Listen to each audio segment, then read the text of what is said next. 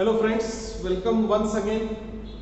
As we know, we are dealing with projection of solids, and in the projection of solids we have seen near about 5 video lectures, and in these lectures we are now up to the position where we can understand the different positions of the solids. Okay, so solids, definitely it will take its position into the first quadrant, and its position with respect to horizontal and vertical plane has to be defined. Okay, म्हणजे आपण कोणताही solid जर आपण consider केला तर तो solid हा with respect to horizontal plane आणि व्हर्टिकल प्लेन कसा आहे याच्यावरून त्याची पोझिशन काय होत असते, ठरत असते. आणि अशा वेगळ्या वेगळ्या पोझिशन्स आपण त्याच्यामध्ये बघितलेल्या आहेत. त्याच्यामध्ये पहिल्या पोझिशन्स मध्ये आपण बघितलं होतं की ऍक्सिस ऑफ सॉलिड जो होता तो परपेंडिक्युलर टू HP होता आणि पॅरलल टू VP होता. मित्रांनो, ऍक्सिसच्या माध्यमातूनच सॉलिडला कायमपणे काय केलं जातं, डिफाईन केलं जातं. म्हणजे सॉलिड कसा आहे, कसा रेस्ट होतो, कशा पोझिशन मध्ये आहे हे सांगण्यासाठी मदत कशाची घेतली जाते, ऍक्सिसची घेतली जाते. त्यामुळे axis particularly defines the position of solid. Projection of solid शिकत असताना ऍक्सिस हा त्या सॉलिडची पोझिशन काय करतो, डिफाईन करतो. आता अशा ज्या काही पोझिशन्स आपण बघितल्या होत्या त्यामध्ये पहिली पोझिशन आहे, दुसरी पोझिशन आहे, तिसरी पोझिशन आहे, चौथी पोझिशन आहे. तर या सगळ्या ज्या पोझिशन्स आहेत अप टू 5 पोझिशन्स आपण बघितलेल्या आहेत. या 5ही पोझिशन्स समराइज करण्यासाठी एक टॅब्युलर फॉर्म आता स्लाइड प्रेझेंटेशन मध्ये तुमच्या समोर तुम्हाला दिसत आहे.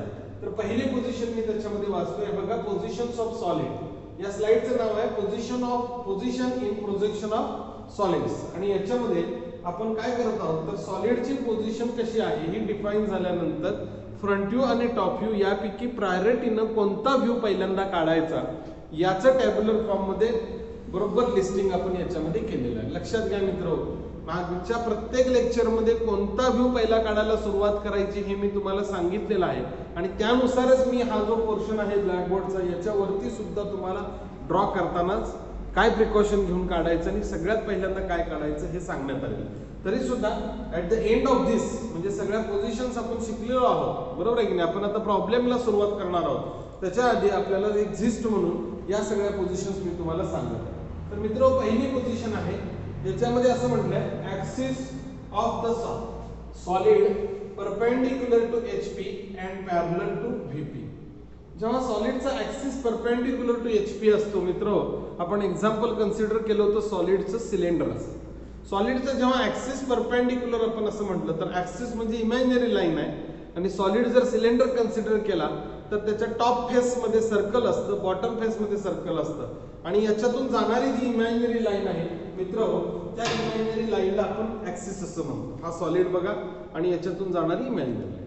हा जो ऍक्सिस आहे आता परपेंडिक्युलर टू HP आपण मी कन्सिडर केला असेल तर मला टॉप व्ह्यू मध्ये या सर्कलचा टॉप फेसचा ट्रू शेप दिसतो. म्हणून एक्सपेक्टेड या पोझिशन मध्ये असं आहे की पहिल्यांदा मी काय काढायला पाहिजे, याचा टॉप व्ह्यू काढायला पाहिजे. मग मी प्रोसीड करत असताना XY लाईन काढल्यानंतर पहिल्यांदा टॉप व्ह्यू मध्ये मी सर्कल काढायला पाहिजे. याचा डायमीटर तुम्हाला दिला जाईल, तेवढ्या डायमीटरचं मोजून आपल्याला काय करावं लागेल, वर्तुळ काढावं लागेल. म्हणजे पहिला टॉप व्ह्यू काढणार आहोत आपण आणि मग फ्रंट व्ह्यू कडे जाणार आहोत. म्हणजे आपण प्लॅन पहिल्यांदा काढणार आहोत आणि इलेव्हेशन हे नंतर काढणार आहोत. इथं बघा, इथं म्हटलं step 1 draw plan first. Plan म्हणजे टॉप व्ह्यू मित्र, प्लॅन ही सिव्हिल इंजिनिअरिंग लँग्वेज आहे. Draw elevation next. इलेव्हेशन याचा अर्थ फ्रंट व्ह्यू काढायचा. कळालं? ओके. तर ह्या पहिल्या पोझिशन मध्ये. दुसरी पोझिशन आपण बघितली की axis of solid perpendicular to VP and parallel to HP. सॉलिडचा ऍक्सिस परपेंडिक्युलर टू VP म्हणजे सॉलिड असा झाला. अगोदर सॉलिड उभा होता, आता सॉलिड आडवा झाला. आता याचा ऍक्सिस बघा, इमॅजिनरी लाईन या वर्तुळाच्या मध्यातून जाणारी आणि पाठीमागच्या वर्तुळाच्या मध्यातून बाहेर पडणारी ही आता परपेंडिक्युलर टू VP झाली. मग आता तुम्हाला सर्क्युलर शेप कोणत्या व्ह्यू मध्ये दिसणार, तर मित्र तुम्हाला या केसमध्ये तुम्हाला फ्रंट व्ह्यू मध्ये ह्याचा सर्कलचा जो शेप आहे तो दिसणार आहे. त्यामुळे आपण कुठला व्ह्यू पहिल्यांदा काढणे एक्सपेक्टेड आहे, तर आपण आता फ्रंट व्ह्यू काढणं एक्सपेक्टेड आहे मित्र. म्हणजे आपल्याला इलेव्हेशन फर्स्ट काढावं लागेल आणि टॉप व्ह्यू म्हणजे प्लॅन आपल्याला दुसऱ्या स्टेप मध्ये काढावं लागेल. बघा इथं काय म्हटलंय, ड्रॉ इलेव्हेशन फर्स्ट. याचा अर्थ पहिल्यांदा काय काढायचं, आपण फ्रंट व्ह्यू काढायचा. आणि ड्रॉ प्लॅन नेक्स्ट म्हणजे आपण याच्यानंतर आपण काय करायचं, टॉप व्ह्यू काढायचा. तिसरी पोझिशन मित्र हो बघा, axis parallel to both VP and HP. Axis parallel to both HP म्हणजे VP आणि HP म्हणजे हा आडवा झाला. कळतात का पोझिशन्स तुम्हाला? बघा, पहिली पोझिशन अशी, दुसरी अशी झाली आणि तिसरी आडवी झाली. या केसमध्ये मित्र ना की फ्रंट व्ह्यू मध्ये तुम्हाला सर्कल दिसणार आहे, ना की टॉप व्ह्यू मध्ये सर्कल दिसणार आहे, पण तुम्हाला साइड व्ह्यू मध्ये सर्कल दिसणार. त्यामुळे याचा पहिल्यांदा साइड व्ह्यू काढावा लागेल आपल्याला स्टेप 1 ला, मग त्याचा फ्रंट व्ह्यू काढावा लागेल म्हणजे इलेव्हेशन काढावं लागेल आणि मग त्याचा प्लॅन काढावा लागेल. बघा, फ्रंट व्ह्यू मध्ये आणि टॉप व्ह्यू मध्ये इथं रेक्टँगल दिसतं आणि साइड व्ह्यू मध्ये हे इकडचं जे वर्तुळ आहे लेफ्ट हँड साइड व्ह्यू मध्ये हे दिसणार. मग याचं बघा, पहिल्यांदा काय काढायचं? साइड व्ह्यू काढायचा, मग इलेव्हेशन म्हणजे फ्रंट व्ह्यू काढायचा आणि मग त्याचं काय काढायचा? टॉप व्ह्यू काढायचा. ही कंडिशन नंबर 3 झाली. चौथ्या कंडिशन मध्ये मित्र हो, axis of solid inclined to VP and parallel to HP. Axis of solid inclined to VP. Inclined to VP असेल तर पहिला ऍक्सिस VP ला असा होणार, इन्क्लाइंड टू VP म्हणजे तिरका झाला. आता बघा मित्र, याच्यामध्ये तुम्ही याला टॉप व्ह्यू मध्ये बघितलं तर रेक्टँगल दिसणार आणि फ्रंट व्ह्यू मध्ये तुम्हाला हा जो सिलेंडर आहे, बरोबर आहे की नाही, या सिलेंडरचं पुढचं वर्तुळ इलिप्स दिसणार आणि पाठीमागचं वर्तुळ पण इलिप्स दिसणार, पण त्याची अर्धी कडा तुम्हाला त्याच्यामध्ये दिसणार. पण आता महत्त्वाचा विषय काय आहे, जेव्हा हा सॉलिडचा ऍक्सिस इन्क्लाइंड टू VP होतो, म्हणजे थोडक्यात ऍक्सिस म्हणजे एक प्रकारची लाईन आहे मित्र, लाईन इन्क्लाइंड टू VP झाली. आणि आपण लाईन मध्ये प्रोजेक्शन ऑफ लाईन्स मध्ये एक फंडामेंटल बघितलेलं आहे की जेव्हा लाईन इन्क्लाइंड टू VP होते तेव्हा टॉप व्ह्यू मध्ये तिची ट्रू लेंग्थ आणि ट्रू अँगल दिसतो. हे कायमस्वरूपी लक्षात ठेवायचं आपल्याला. मग लक्षात ठेवा, ऍक्सिस जर इन्क्लाइंड टू VP असेल तर ऑफकोर्स नॅचरली टॉप व्ह्यू मध्ये ऍक्सिसची ट्रू लेंग्थ आणि ऍक्सिसचा ट्रू अँगल दिसणार. म्हणजे पहिल्यांदा कोणता व्ह्यू काढायला पाहिजे? जो व्ह्यू आपल्याला ट्रू लेंग्थ आणि ट्रू अँगल देईल तो व्ह्यू काढायला पाहिजे. म्हणजे कोणता व्ह्यू झाला? तर टॉप व्ह्यू झाला. आणि म्हणून या केसमध्ये जेव्हा सॉलिडचा ऍक्सिस VP ला इन्क्लाइन असतो तेव्हा टॉप व्ह्यू पहिल्यांदा काढावा लागेल आणि मग फ्रंट व्ह्यू काढावा लागेल. म्हणून स्टेप 1 मध्ये म्हटलंय draw elevation axis perpendicular to VP आणि मग टिल द प्लॅन आणि मग फायनल पोझिशन काढायला लागेल तुम्हाला. Okay, incline to VP. आणि शेवटची कंडिशन मित्र आहे axis of solid incline to HP and parallel to VP. Incline to HP झाला तर तो ऍक्सिस असा तिरका झाला. आता बघा, ऍक्सिस इन्क्लाइन टू HP म्हणजेच line incline to HP. Line incline to HP जर असेल म्हणजे थीटा अँगल केलेला आहे ऍक्सिसनं किंवा त्या लाईननं, मग तो थीटा असेल तर फ्रंट व्ह्यू मध्ये ट्रू लेंग्थ दिसणार आणि ट्रू अँगल दिसणार. म्हणजे ह्याचा कोणता व्ह्यू पहिला काढायला पाहिजे?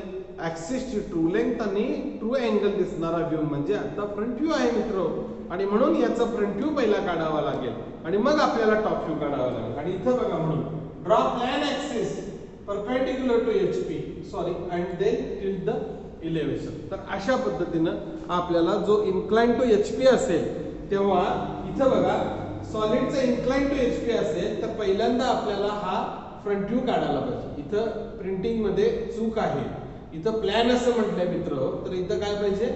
इलेव्हेशन पाहिजे. इलेव्हेशन मध्ये हा ऍक्सिस काढायचा आहे, बरोबर आहे का? आणि मग आपण त्याचा काय करायचा? टॉप व्ह्यू काढायचा. तर लक्षात ठेवण्यासारख्या सोप्या गोष्टी आहेत. इन्क्लाइन टू HP असेल, बरोबर आहे की नाही, तर फ्रंट व्ह्यू मध्ये ट्रू लेंग्थ ट्रू अँगल दिसतो, त्यामुळे पहिल्यांदा फ्रंट व्ह्यू काढायचा. आणि इन्क्लाइन टू VP असेल तर टॉप व्ह्यू मध्ये ट्रू लेंग्थ आणि ट्रू अँगल दिसतो आणि म्हणून पहिल्यांदा काय करायचा? टॉप व्ह्यू काढायचा. तर अशा पद्धतीने ह्या सगळ्या कंडिशन्स आणि त्याच्या पोझिशन्स आपण त्याच्यामध्ये काय केलंय? डिफाइन केलंय. ओके, आता यानंतरच्या स्लाइड मध्ये आपण सॉलिड एक कन्सिडर करूया, प्रिझम आणि पिरॅमिड. आणि या प्रिझम आणि पिरॅमिड कशा पद्धतीनं तो पोझिशन होतो HP आणि VPच्या प्लेन मध्ये पहिल्या क्वाड्रंट मध्ये, ह्या पोझिशनचा एक्स्ट्रॅक्ट एका स्लाइडच्या माध्यमातून आपण बघूया. Okay, next slide. आता या स्लाइड मध्ये तुम्ही मित्रांनो पाहिलात तर तुमच्या लक्षात येईल की टाइप ऑफ सॉलिड कोणता आयडेंटिफाय केलेला आहे. आपण टायटलला जायच्या अगोदरच आपण याचा फ्रंट व्ह्यू आणि टॉप व्ह्यू बघूया. फ्रंट व्ह्यू मध्ये बघितल्यानंतर आपल्या लक्षात येते मित्र की इथं आपल्याला हा पेंटॅगॉन काढलेला आहे. आता पेंटॅगॉन असेल तर दोन प्रकार आहेत त्याच्यामध्ये, एक तर तो पेंटॅगॉनल प्रिझम असू शकतो किंवा तो पेंटॅगॉनल पिरॅमिड असू शकतो. प्रिझम आणि पिरॅमिड याच्यामध्ये फरक असा आहे मित्र, प्रिझमला टॉप फेस बॉटम फेस सारखे असतात, प्रिझमला रेक्टँग्युलर फेसेस असतात आणि लॉंग एजेस असतात. पण पिरॅमिडला मित्र बेसला पेंटॅगॉन असतो पण टॉपला काय असतो? अपेक्स किंवा व्हर्टेक्स असतो, टोक असतं आणि त्याला स्लांट एजेस असतात आणि ट्रँग्युलर फेसेस असतात. मग इथं नुसतं हे बघून आपल्याला आयडिया येणार आहे का तो प्रिझम आहे का पिरॅमिड आहे? तर नाही मित्र, या फ्रंट व्ह्यूला या टॉप व्ह्यू बरोबर कोरिलेट करावं लागेल आपल्याला. मग फ्रंट व्ह्यू बरोबर टॉप व्ह्यू वरती पण नजर दाखवली तर आपल्याला लक्षात येईल की इथं बघा, इथं रेक्टँग्युलर फेसेस दिसायला लागले. याचा अर्थ मित्र, हा 100% काय आहे? प्रिझम आहे, हा पिरॅमिड नाहीये. लक्षात आलं का? सॉलिड कसा ओळखायचा? आता तुमच्या हातात किंवा माझ्या समोर किंवा तुमच्या समोर माझ्या हातात सॉलिड नाहीये, पण मित्र हो फ्रंट व्ह्यू आणि टॉप व्ह्यू त्याचा रीड करता आला पाहिजे आपल्याला. मग कसा रीड केला? नुसतं याच्यावरनं कळणार आहे का आपल्याला? नाही, तर याची सांगड आपल्याला याच्याबरोबर घातल्यानंतर कळेल की अरे बाबा ह्याला रेक्टँग्युलर फेसेस आहेत हे, म्हणजे याचा अर्थ असा आहे की हा सॉलिड म्हणजे काय आहे? प्रिझम आहे. आता या प्रिझम मध्ये ही जी पहिली पोझिशन केस 1 असं आपण असं म्हटलेलं. आता प्रिझम झाला म्हणजे top face pentagon, bottom face pentagon, त्याला 5 रेक्टँग्युलर फेसेस झाल्या आणि 5 लॉंगर एजेस झाल्या. ओके, आता बघा, आता हा सॉलिड असा पकडलेला आहे, फ्रंट व्ह्यू मध्ये पेंटागॉन दिसतो. म्हणजे आता जर मी माझ्या हातामध्ये पेंटागॉनल प्रिझम घेतला तर हा पेंटागॉनल प्रिझम आहे मित्र बघा. तर हा पेंटागॉनल प्रिझम मला कसा धरावा लागेल की जेणेकरून त्याचा फ्रंट व्ह्यू मला असा दिसेल. तर असा फ्रंट व्ह्यू जर दिसायचा असेल तर मला सॉलिड तुमच्या समोर असा धरावा लागेल मित्र. बरोबर आहे का? बघा, म्हणजे तुम्हाला याचा फ्रंट व्ह्यू बरोबर बघा, ही बेसची लाईन जी आहे ह्या 2 तिरक्या लाईन झाल्या आणि ह्या 2 वरती एज आल्या की इथं झालं. म्हणजे मित्र थोडक्यात तुमच्या लक्षात येते का? बघा, ही जी बेसची एज आहे, ही बेसची एज, ही बेसची एज म्हणजे ही A to B आहे. म्हणजे नावं मी कशी देतोय बघा, ह्याला A दिलाय, ह्याला B दिलाय. लक्षात आलं का? 2 नंबरचं टोक, इकडचं टोक आहे त्याला C देणार, वरचं टोक आहे त्याला D देणार आणि ह्याला नाव देणार E. मग फ्रंट व्ह्यू मध्ये तुम्हाला बरोबर दिसतंय का? बघा, A dash, B dash, C dash, D dash आणि E डॅश. म्हणजे मी सॉलिड असा पकडला. हो, आता हा असा पकडला म्हणजे कसा पकडला? तर ह्या प्रिझमच्या पेंटागॉनची जी एक बाजू आहे ही तळातली A डॅश B डॅश, बरोबर आहे का? ही बाजू कशाला पॅरलल झालेली आहे? तर ही बाजू झाली पॅरलल टू HP. कशाला पॅरलल झाली मित्र? Parallel to HP. कळतंय का? बघा, ही जी बाजू आहे A डॅश आणि B डॅश, ही जी पूर्ण बाजू आहे ना खालची, ही बाजू पॅरलल टू काय झाली मित्र? HP झाली. मग या केस मध्ये फ्रंट व्ह्यू मध्ये पेंटागॉन कसा आला बघा, तर हा पेंटागॉन असा. आता याचा टॉप व्ह्यू आपण जर बघितला मित्र, तर याच्या टॉप व्ह्यू मध्ये वर आला माणूस, तर त्यानं जर बघितलं तर बघा, हा तिरका फेस आहे, स्लांट फेस आहे, रेक्टँगल आहे बरं का? हा फेस बघा इकडे दिसतोय का? बघा, हा रेक्टँग्युलर फेस आहे आणि हा रेक्टँग्युलर फेस आहे. हे दोन्ही रेक्टँग्युलर फेस म्हणजे घराचं छप्पर कसं असतं, आपल्या घराचं छप्पर कसं असतं तसा हा पोर्शन आहे. पण ऑब्झर्वर जेव्हा वरती बघतो, वरनं बघतो खाली, तेव्हा त्याला हे असं तिरकं झालेलं कोनाळीचं छप्पर दिसत नाही. त्याला हा रेक्टँगल आणि दोन्ही रेक्टँगल एकसारखेच दिसतात. कसे दिसतात? एकसारखेच. म्हणून टॉप व्ह्यू मध्ये हा रेक्टँगल दिसणार आणि हा रेक्टँगल दिसणार. आता तुम्ही टॉप व्ह्यू मधला रेक्टँगल वाचताय कसा बघा मित्र, याला A नाव दिलंय. A च्या पाठीमागे 1 असतो, B च्या पाठीमागे 2 असतो. पाठीमागे म्हणजे पाठीमागे पण पेंटागॉन आहे ना हा, बरोबर आहे की नाही? तसं A च्या पाठीमागे 1 झाला, B च्या पाठीमागे 2 झाला, C च्या पाठीमागे 3 झाला, D च्या पाठीमागे 4 झाला. हे बघा 4 हा, आणि E च्या पाठीमागे 5 झाला. म्हणजे तुमच्या लक्षात येते का? बघा, 5 कडा त्याला लॉंगर साइड तयार झाल्या. A to 1, बरोबर का? B to 2, इकडे बघा C to 3, D to 4 आणि E to 5, हे 5 कडा झाले. मग आता मला वर्ण बघणाऱ्या ऑब्झर्वरला कुठल्या कुठल्या कड्या दिसणार? तर या कोपऱ्यापासून निघाली दिसणार आहे. म्हणजे ही कोणती आहे बघा? E to 5 आहे, दिसणार की नाही? त्यामुळे टॉप व्ह्यू मध्ये E to 5 डार्क आली का? बघा, हे बघा 5 to E डार्क आली, 5 to E आली का डार्क? नंतर हा शिरोबिंदू वरचा, ही कडा दिसणार आहे. ही कुठली आहे? तर हा D आहे. लक्षात येते का? बघा, परत नाव बघा, A B C D आणि E. मग कोणती दिसली? D to 4. D च्या मागे काय असतो? 4 नंबर असतो. D to 4 दिसते, आली का? बघा, D to 4 कंटिन्युअस, करेक्ट. मग आता दुसरी कुठली राहिली? ही राहिली. ही कोणती आहे? C आहे पॉइंट हा. C to 3, C to 3 दिसते बघा. C to 3 विजिबल झाली का? C to 3 विजिबल झाली. ओके, ठीक आहे, कळालं तुम्हाला? आता दिसत नाहीत कोणकोणत्या कडा?